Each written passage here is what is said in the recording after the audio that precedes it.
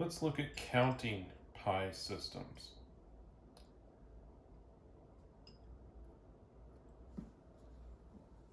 We need to consider where electrons can be delocalized, and if they can be delocalized over a set of atoms that contribute conjugated p atomic orbitals to a single pi system, then those will all count in that one pi system.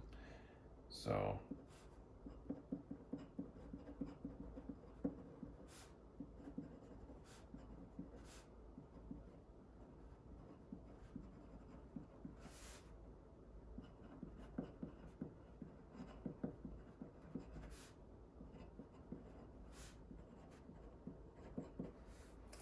over a set. So electrons can be resonance delocalized over a set of atoms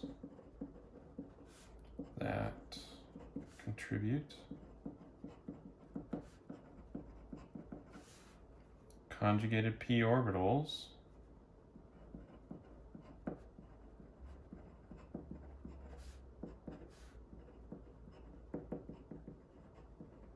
I should say atomic p orbitals to a single pi system molecular orbitals.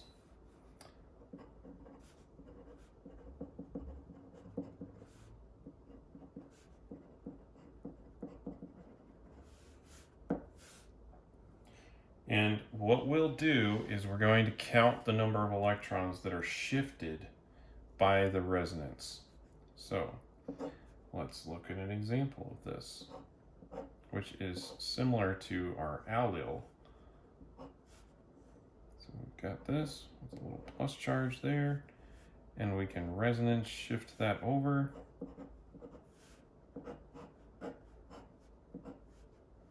And put the plus charge out here. You'll notice that there have been 2 electrons shifted over. So this is a 2-electron pi system.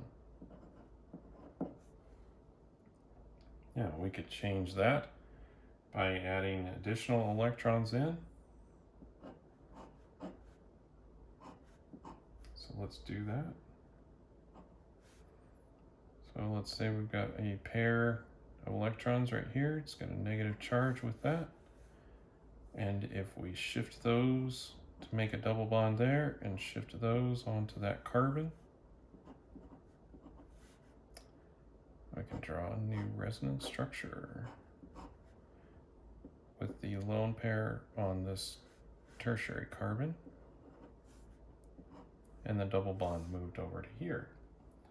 Now you'll notice that we've moved 1, 2, 3, 4 electrons. So this is a 4-electron pi system. Benzene is an example of a 6-electron pi system.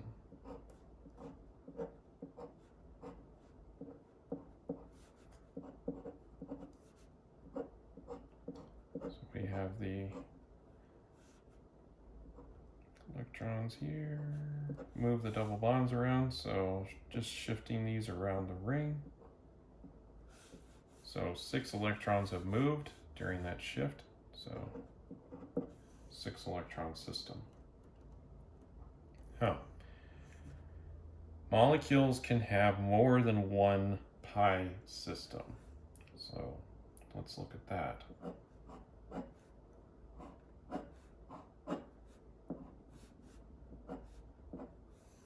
So here we have an sp3 carbon that sits in the middle of 2 pi systems. Over here we have 1, 2 bonds, so this is a 4-electron pi system, and over here there's just the 1, so there's 2 electrons there.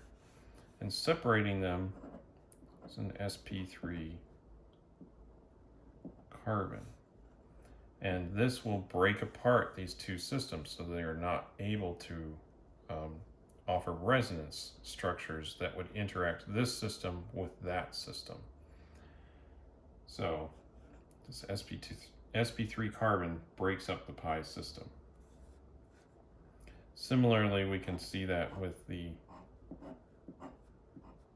cyclopentadiene. This is a 4-electron pi system. because we've got an sp3 carbon right up here that breaks it up. Now we could change that by adding an electron pair in here, making this into the cyclopentadienyl anion, just like we talked about.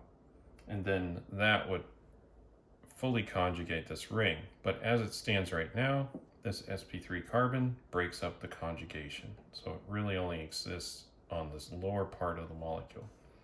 And over here, remember, sp3 carbon, this is not fully conjugated over this entire molecule.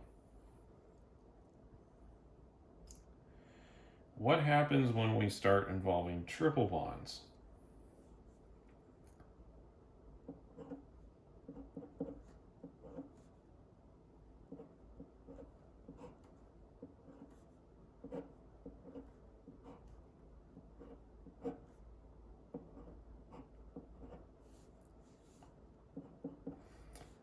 So gotta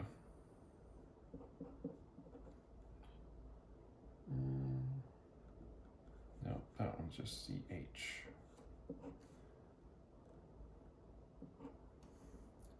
So we've got this.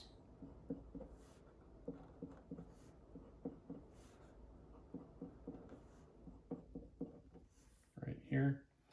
Now when we do this, we're going to go ahead and shift some around. So we'll move some of the pi system right here into there.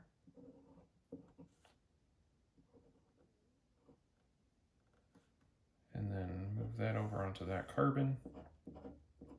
So our resonance structure is going to look like this.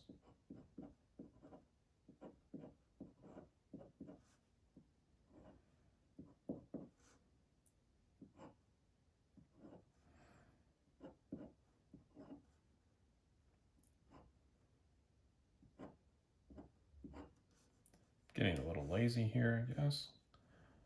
And we'll have a plus charge over here. We'll have a negative charge on this. Let's see here. Going to be this carbon right here.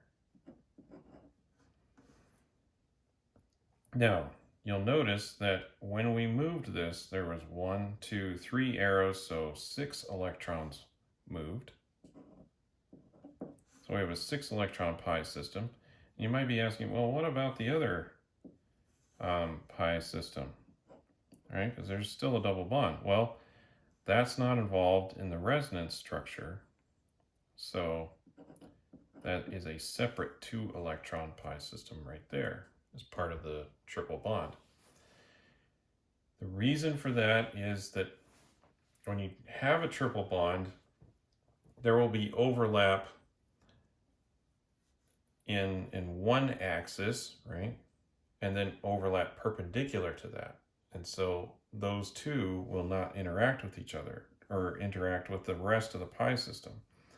So only the one, let's say, sticking out of the page is the one that's the conjugated one, whereas the other one could be contained within the page going in this direction.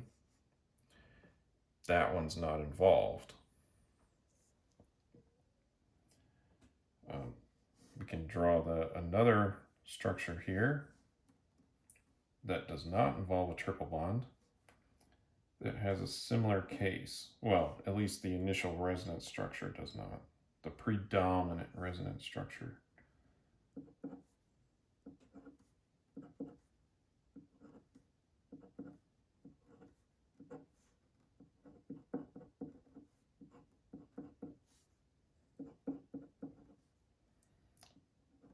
So here we have this triene, and yes, you can make molecules like this, and they can be largely however long you want them to be, I suppose, within reason here. So we can start shifting electrons around to make our resonance structures, and we'll have to do this. That's going to resonance like this.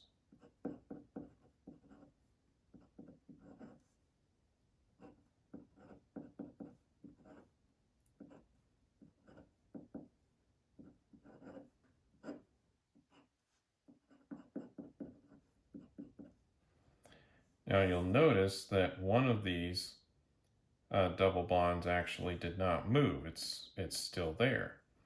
And so we have a 2 electron pi system, or right down here.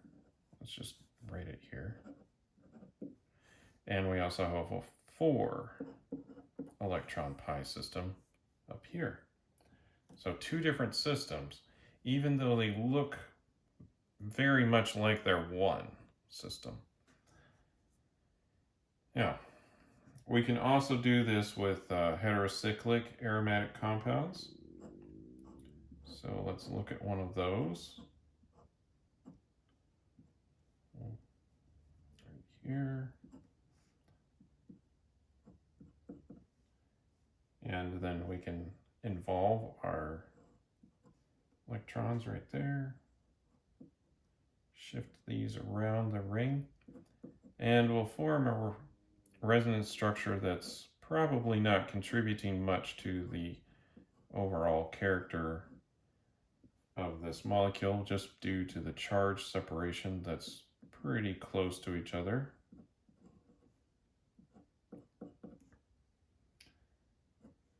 But it's another way to draw the resonance for that. So in this case, we would have moved 1, 2, 3, 4, 5, 6 electrons. So this is a 6 electron pi system, which we already knew because this is an aromatic compound, and it has to be one of those aromatic numbers, and that happens to be 6. So sometimes we can use that information to just count it up as well, rather than having to go through, draw all the resonance structures and see how much have moved. But it is useful in certain situations, especially like this, where we might think this is a 6 electron pi system, when in fact it's just 4. Same thing here. We don't want to count up the extra electrons in that triple bond just because they're in an unhybridized p orbital. Does not mean it's in the same pi system. These are actually perpendicular to each other.